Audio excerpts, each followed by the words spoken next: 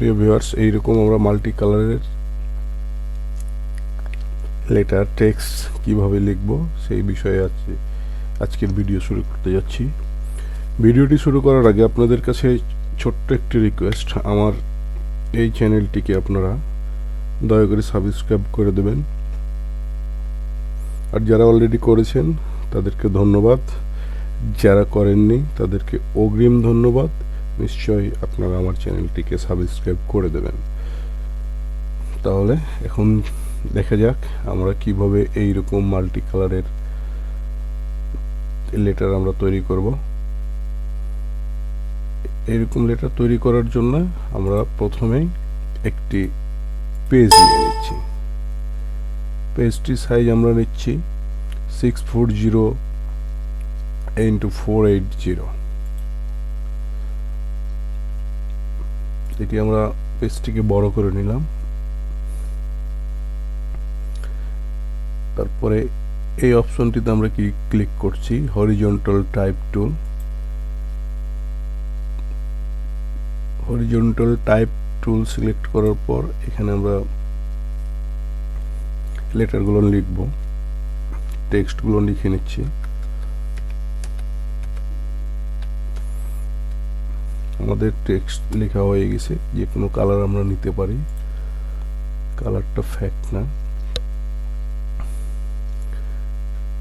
তারপরে মুভ টুলের মাধ্যমে এই লেখাগুলো আমরা শিফট চেপে, কিবোর্ড থেকে শিফট চেপে একটু বড় করে নিলাম, চাহিদা মতো একটু বড় করে নিচ্ছি। তারপরে কিবোর্ড থেকে এন্টার বাটনে ক্লিক করলাম।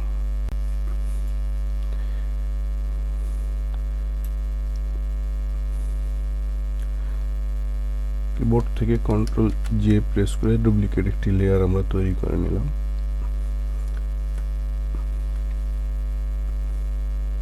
ডুপ্লিকেট লেয়ারটি তৈরি করার পর এটি আমরা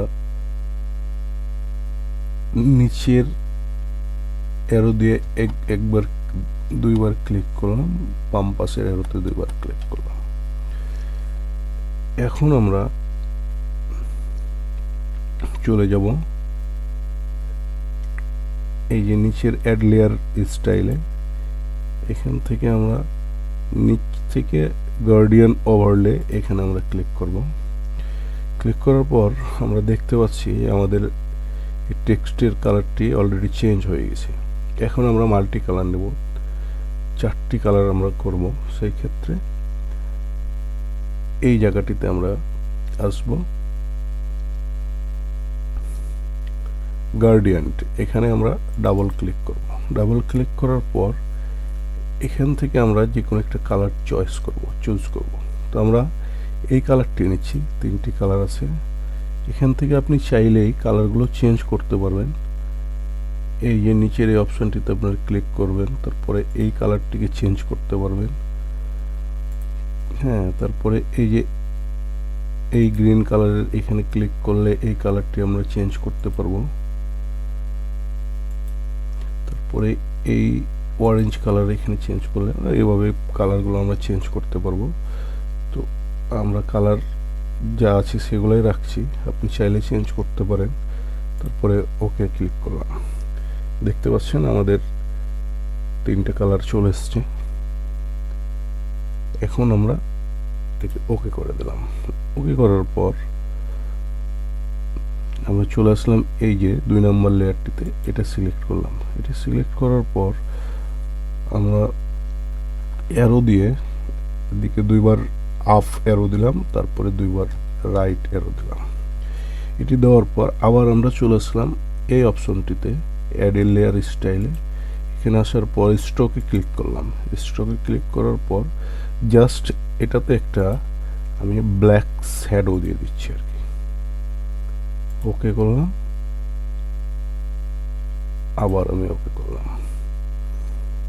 এভাবেই আমরা 3 থেকে 4টি কালার ব্যবহার করে এইরকম স্টাইলিশ নাম আমরা তৈরি করতে পারবো। আশা রাখি ভিডিওটি আপনাদের ভালো লেগেছে।